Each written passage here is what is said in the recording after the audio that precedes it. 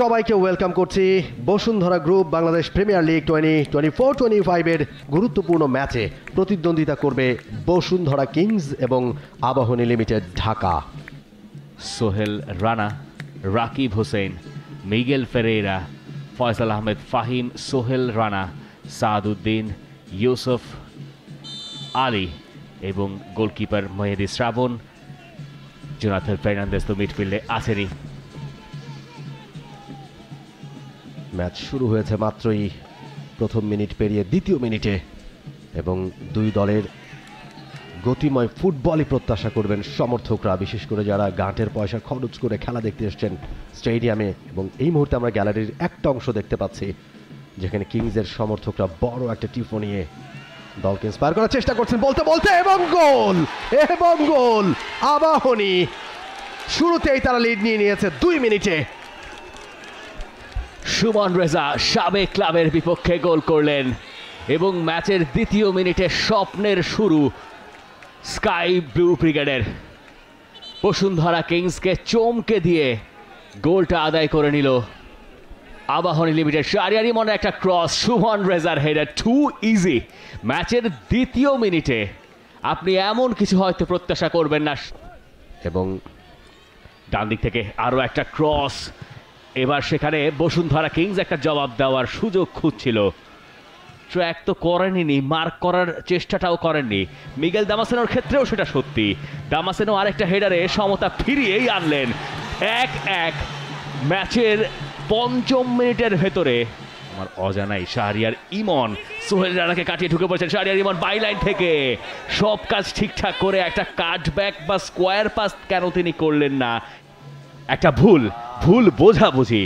এই ধরনের উপহার নিশ্চয়ই আবাহনী বসুন্ধরা কিংসকে দিতে চাইবে না। ফাহিম এখনো পর্যন্ত খুব বেশি আমরা হয়তো তেমন কিছু দেখিনি। আরও একবার সোহেল রানাকে টপকে গেছেন শাহরিয়ার ইমন, এইবার করলেন ক্রস। তবে ওই উঁচু ক্রস বোধহয় কেউ চাইছিলেন না। বক্সের ঠিক ভেতরে যে স্কোয়াড ডেপথ রয়েছে তা দিয়ে হয়তো গড়া সম্ভব। এইবার বলতে বলতে সমতায় ফেরার কি দারুণ সুযোগ জোনাথন ফার্নান্দেজ হারিয়ে ফেললেন। দারুণ এক সুযোগ পেয়েছিলেন। আমরা আরো একবার যদি দেখি, একেবারে ফাঁকায় বলটা পেয়েছিলেন তিনি। মিতুল মার্মা অনেকখানি এগিয়ে এসেছিলেন, খানিকটা স্পেস তৈরি করে নিয়েছেন, নিজেই শটটা করেছেন। Mitul murmur save. আরো একটা ক্রস, এবার জোনাথন ফার্নান্দেজ পারবেন কিনা? এই রেকর্ড আর কারণেই রাকিব দূর থেকে দূরপাল্লার শট, তবে লক্ষ্যে রাখতে পারেননি। অনেকটা উপরে, ভালো গতি ছিল, পাওয়ার ছিল। একটা গতির ঝড় তুলবার চেষ্টা, সাদ তিনি বাধা দেওয়ার চেষ্টা করছেন ওই জায়গায়। বক্সের ভেতরে গোলের সম্ভাবনা।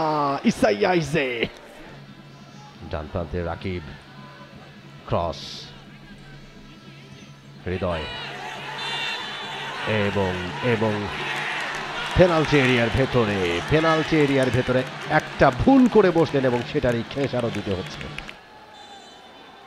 মিগেল দামাসেনো এবার সামনে দাঁড়িয়ে আছেন। মিগেল, মিতুল মার্মা ঠেকিয়ে দিয়েছেন। এবার মিতুল মার্মা ম্যাজিক।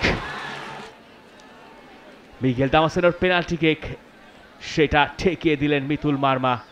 মিগেলকে বোধহয় আমরা ইব্রাহিম দিয়েছেন সামনের দিকে, গোলের সম্ভাবনা। আরো একটা ভালো সুযোগ কিন্তু তৈরি হয়ে গিয়েছিল। ঠিক সময় মতো শ্রাবণ বেরিয়ে এসে ক্লিয়ার করেছেন তড়িঘড়ি করে। জোনাথন মুজিবুর রহমান জনি, তার উপরে টাচ, সেখান থেকে রিমন, এটা কাটব্যাক করবার চেষ্টা। মিগেল ফেরেইরা বক্সের ভেতরে, সেটা পরে আসছি আমরা। এই মুহূর্তে একটা ভালো অ্যাটাক তৈরি করেছে বসুন্ধরা কিংস। ইজাইয়া ইজে ঠিক আগে শটটার মতোই। জয়ের পথ খুঁজতে আরেকটা গোল দরকার এবং সেই সুযোগ তাদের সামনে এলেও তারা হাতছাড়া করলো। এই ম্যাচের শেষ পর্যন্ত আবাহনী। সাদউদ্দিন, লং বল, বক্সের ভেতরে মিগুয়েল ফেরেইরা দামাসেনো, তিনি অভিযোগ করছেন জার্সি টেনে ধরা হয়েছিল।